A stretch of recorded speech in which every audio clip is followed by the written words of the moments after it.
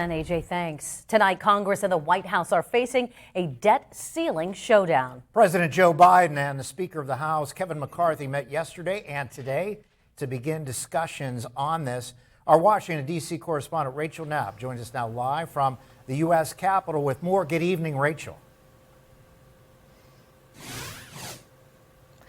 Good evening, Mike and Eva. So really just think of the debt ceiling like a credit limit on your credit card. Okay, there's a certain amount you can put on that, credit before it maxes out, right? So that's essentially what the debt ceiling is. It's a certain amount of money that the government can borrow before it reaches that limit, which, by the way, it's a staggering $31 trillion.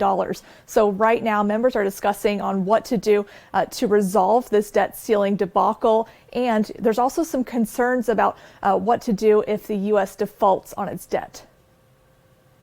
I was very clear with the president. We should not wait 5 months.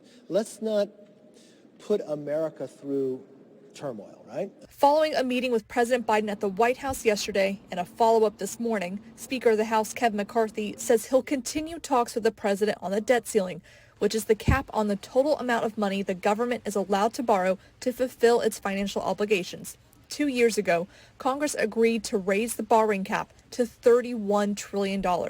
Some members see this as an opportunity to cut back on government spending, while others believe the limit should be lifted.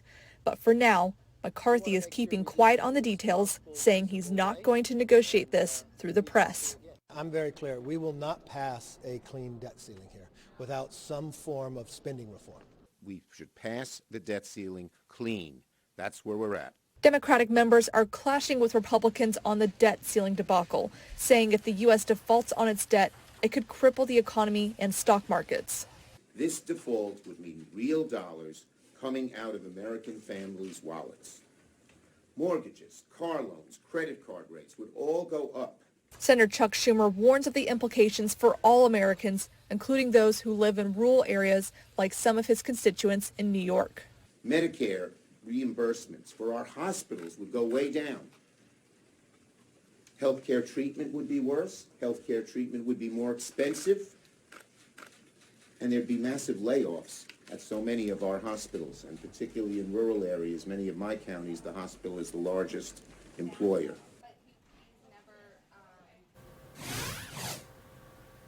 Now, the Treasury Secretary has informed Congress a while ago that they are using extraordinary measures to make sure that the U.S. does not default. But they did say that basically Congress needs to kind of figure this out before June. Mike, Eva, back to you.